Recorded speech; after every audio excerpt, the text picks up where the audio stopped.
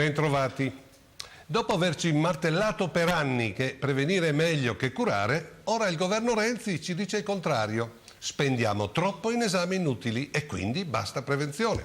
Risparmiare sulla sanità usando lo slogan esami inutili è una furbata, perché si ottiene lo stesso risultato politico della riforma scolastica chiamata buona scuola. Infatti con quel nome la scuola è buona a prescindere. Che poi lo sia davvero, questo è un altro paio di maniche. Con la stessa tecnica propagandistica, se qualcuno dice di tagliare gli esami inutili, chi non potrebbe non essere d'accordo? Se sono inutili non si devono fare, mi pare scontato. Ma chi lo dice che sono inutili? Per sapere se gli esami clinici sono inutili è necessario farli, altrimenti come possiamo essere certi che sono inutili? Certo, se un medico di base richiede una TAC per un suo paziente per un'unghia incarnita, credo che saremmo tutti d'accordo nel ritenere che quel tipo di patologia non necessita di quell'esame, ma se si vuole impedire questi eccessi basterebbe pretendere che dal medico curante che la richiesta di esami clinici costosi sia motivata. Non è poi così complicato.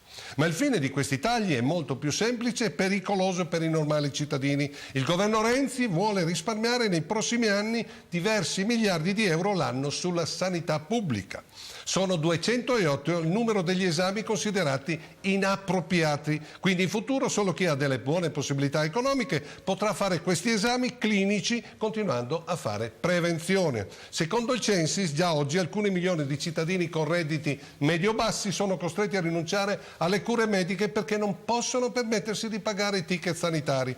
Per cui in futuro altri ancora dovranno sperare di rimanere sani e se vengono beccati da qualche patologia importante dovranno sperare di avere un bravo medico di base che riesca per capacità e fortuna a fare una diagnosi precisa della loro malattia senza esami clinici, come usavano fare i medici parecchi decenni fa. Questo è il quadro.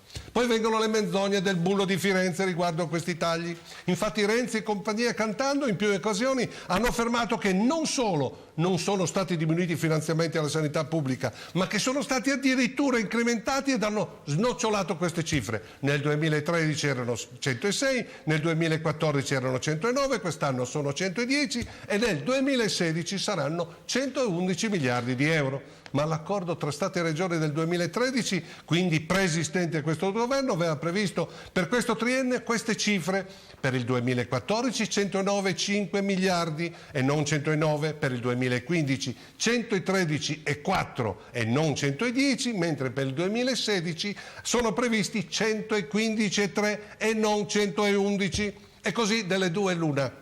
O il presidente dimissionario della conferenza delle regioni Chiamparino, che parlava di furto, è un imbriglione che fa il gioco delle tre carte, oppure Renzi e soci continuano a prendere per il culo gli italiani mentendo spudoratamente. Personalmente sono per la seconda.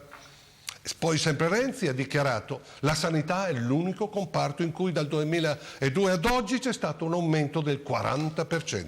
Falsa pure questa cifra. Secondo i bilanci dello Stato, dal 2002 al 2014 l'aumento della spesa sanitaria è stato del 28,2%, quasi nullo se si sconta l'inflazione.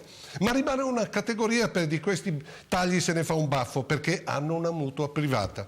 Sono i parlamentari in carica, gli ex, come pure gli ex, assieme ai parenti e conviventi anche omosessuali.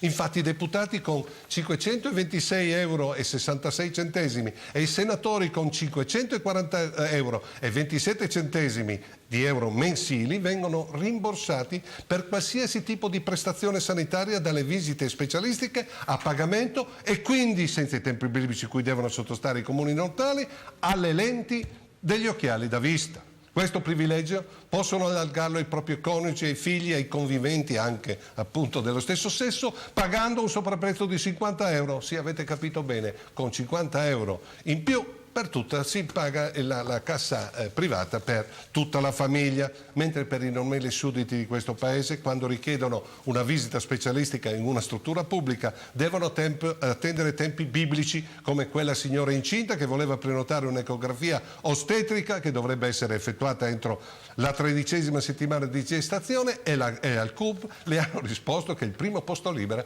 era dopo 7 mesi. Nel frattempo la donna ha probabilmente partorito, oppure quella bambina bambina catanese, questo è molto più grave, Nicole, che a 3 ore dalla nascita viene colta da una grave crisi respiratoria e negli ospedali di Catania non c'erano posti adatti per la sua patologia e così hanno cercato e trovato un posto libero solo in un ospedale di Ragusa a 3 ore di viaggio. Purtroppo Nicole non ce l'ha fatta ed è morta nell'ambulanza. Queste sono situazioni che gridano vendetta al cielo e questi fatti vergognosi certamente aumenteranno fin tanto si taglieranno risorse alla sanità pubblica.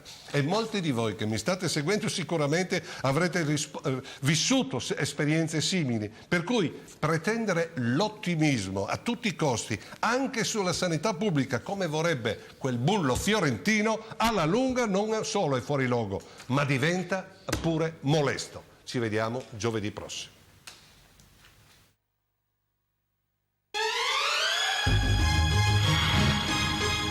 Probabilmente partorito, oppure quella bambina catanese, questo è molto più grave, Nicole, che a 3 ore dalla nascita viene colta da una grave crisi respiratoria e negli ospedali di Catania non c'erano posti adatti per la sua patologia e così hanno cercato e trovato un posto libero solo in un ospedale di Ragusa a 3 ore di viaggio. Purtroppo Nicole non ce l'ha fatta ed è morta nell'ambulanza. Queste sono situazioni che gridano vendetta al cielo e questi fatti vergognosi certamente aumenteranno fin tanto si taglieranno risorse alla sanità pubblica. E molti di voi che mi state seguendo sicuramente avrete vissuto esperienze simili, per cui pretendere l'ottimismo a tutti i costi anche sulla sanità pubblica, come vorrebbe quel bullo fiorentino, alla lunga non solo è fuori luogo, ma diventa pure molesto. Ci vediamo giovedì prossimo.